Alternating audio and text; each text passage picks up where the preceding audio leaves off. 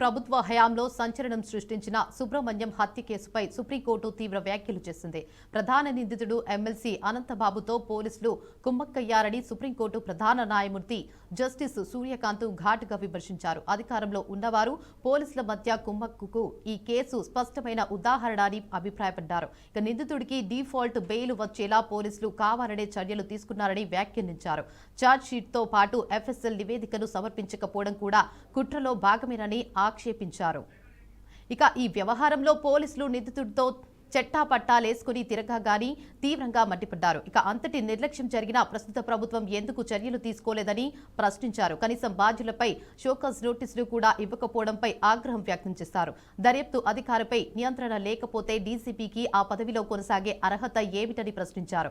ఇక ఈ కేసు విచారణను నవంబర్ 30 లోపు పూర్తి చేయాలని ఆదేశించారు. అదేవిధంగా రాష్ట్ర హైకోర్టు ప్రధాన న్యాయమూర్తి ఈ కేసును సీనియర్ న్యాయాధికారికి అప్పగించి ప్రతి వారం విచారణ జరిగేలా చూడాలని సుప్రీంకోర్టు స్పష్టం చేసింది.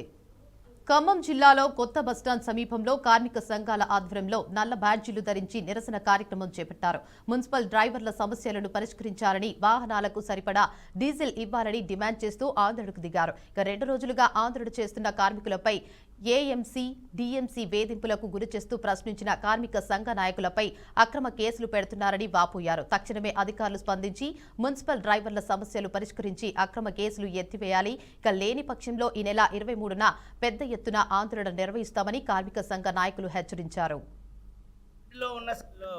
అనేక సమస్యలు కుప్పలుగా పడి ఉన్నాయి. ఈరోజు డ్రైవర్లు తమకి కనీసం గౌరవ మర్యాదగా చూడట్లేదు. మేము 24 గంటలు డ్యూటీలు చేస్తున్నాం. ఈ డ్యూటీల్లో అనేక పంచర్లు పడి అనేక విషయాలు ఇబ్బందులు పడుతున్నాం. ఎక్కడ పడితే అక్కడ ఆగిపోతున్నాయి. వాటి గురించి పట్టించుకోవట్లేదని అధికారులను అడిగినందుకే ఇలా అడిగిన డ్రైవర్లను ఇలా వేధిస్తున్న పరిస్థితి అధికారులు. అదేవిధంగా డంపింగ్ యార్డ్లో 24 గంటలు అక్కడ ఉండి తిండి లేక నిద్ర లేక ఇవాళ డ్రైవర్లు పనిచేస్తున్న పరిస్థితి. ఆ డంపింగ్ యార్డులో ఉన్న సమస్యను పరిష్కరించమని అధికారుల దృష్టికి తీసుకెళ్తే అధికారులు పట్టించుకోకుండా అడిగిన కార్మిక సంఘ నాయకుల మీద కేసులు పెడతాం అనేది ఒక దుర్మార్గమైన ఆలోచన. ఈ రోజున్న డిప్యూటీ కమిషనర్ కానీ అసిస్టెంట్ కమిషనర్ కానీ వీళ్ళకి కనీస అవగాహన లేదు ఈ కార్మికుల మీద, కార్మిక సంఘ నాయకుల వల్ల. కాబట్టి ఇలాంటి విధానాల వల్ల ఇవాళ మున్సిపాల్లో ప్రతి విషయం ఆందోళనకు గురి అవుతున్న పరిస్థితి. ఇప్పటికైనా అధికారులు సమస్యను పరిష్కరించకపోతే మాత్రం భవిష్యత్తులో ఆందోళన చేస్తామని కూడా అధికారులను హెచ్చరిస్తున్నాం. అనేక సమస్యలు కుప్పలుగా పడి ఉన్నాయి.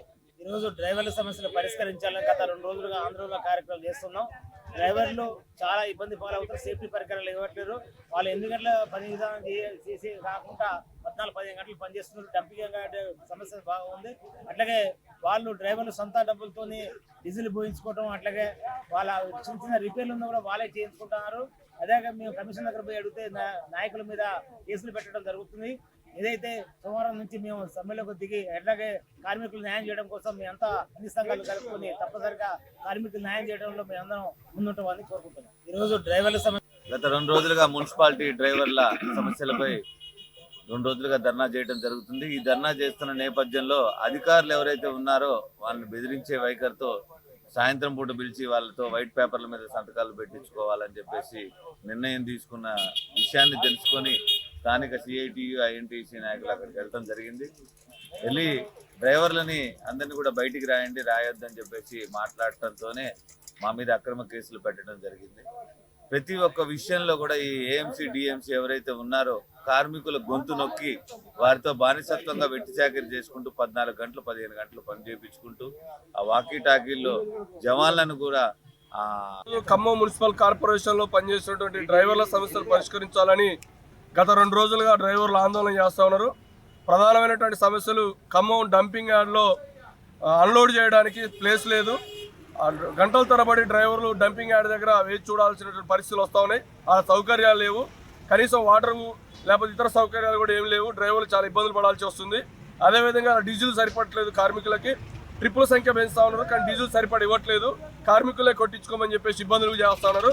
అట్లా బండ్లకి రిపేర్లు వస్తే కూడా డ్రైవర్లే పెట్టుకోవాలి. పంచర్లు కానీ చిన్న రిపేర్లు వస్తే డ్రైవర్లే పెట్టుకోమని చెప్పేసి ఒత్తిడి చేస్తున్నారు. ఇట్లాంటి సమస్యలు అట్లా సెకండ్ కేటగిరీ జీతాలు అందరికీ అమలు చేయాలనే ఈ ప్రధానమైన డిమాండ్లతోటి ఆందోళన చేస్తూ ఉన్నారు. ఈ ఆందోళన పట్ల ఇక్కడ ఉన్నటువంటి ఏఎంసీ గారు కానీ డిఎంసీ గారు కానీ ఆందోళనలో పాల్గొన్నటువంటి కార్మికుల పట్ల కక్ష ఇవే బులెటిన్ అప్డేట్స్. మరిన్ని అప్డేట్స్ కోసం చూస్తూనే ఉండండి బీఆర్కే న్యూస్ తెలుగుడి సత్తా.